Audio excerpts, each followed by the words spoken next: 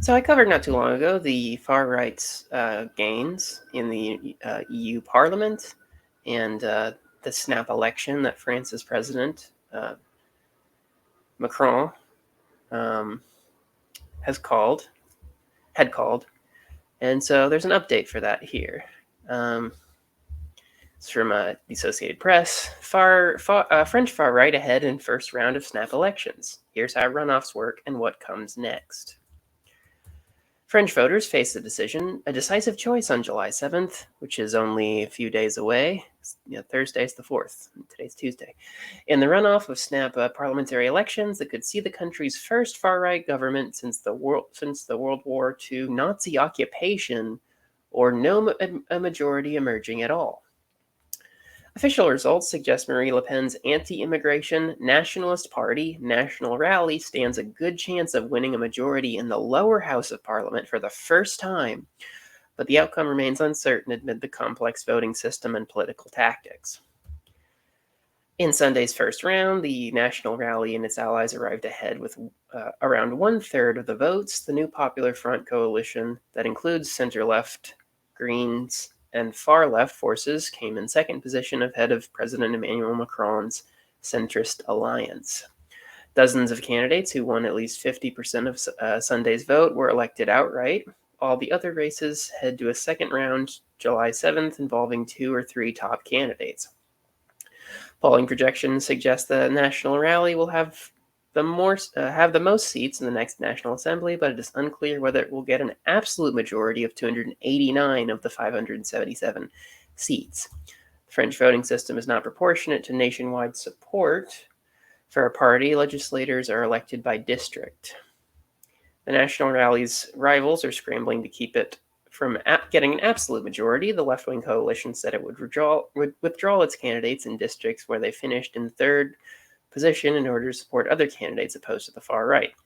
Macron's centrist alliance also said some of its candidates would step down before the runoff to try to block the National Rally. This tactic worked in the past when Le Pen's party and its predecessor, National Front, were considered a political pariah by many, but now Le Pen's party has wide and deep support across the country.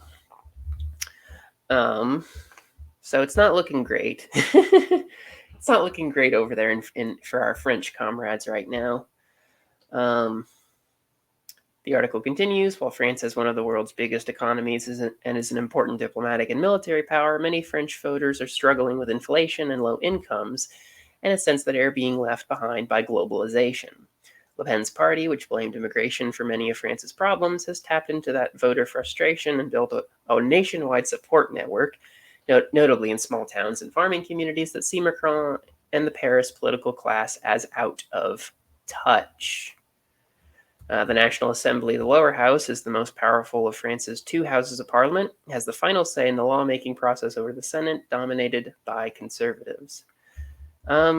So, I guess I just wanted to talk about this because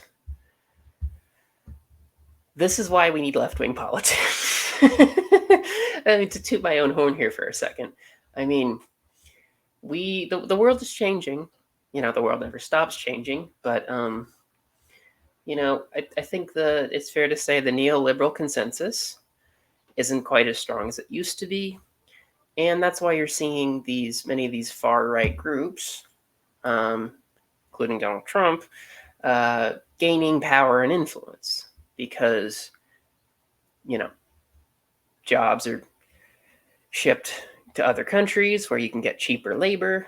The political classes, many of the political classes in these countries aren't responding to, the needs of the average person. Poor working conditions, poor wages, lack of health care.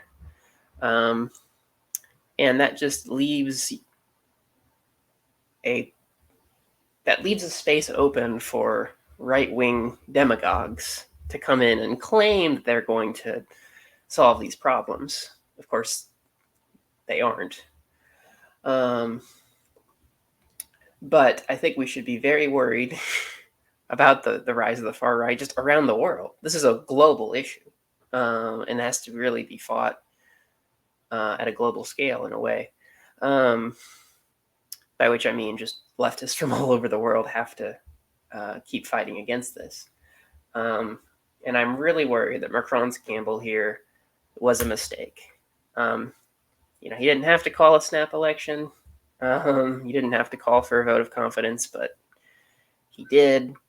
And if it backfires and Le Pen's party is in power, even if they don't have the majority,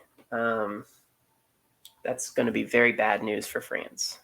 Very bad news. And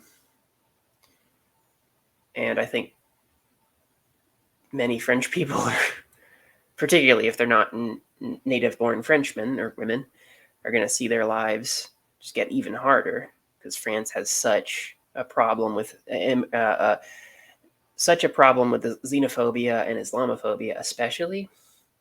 It's an extremely racist country, which might be another reason why Le Pen has popular support. So, I'll keep you updated.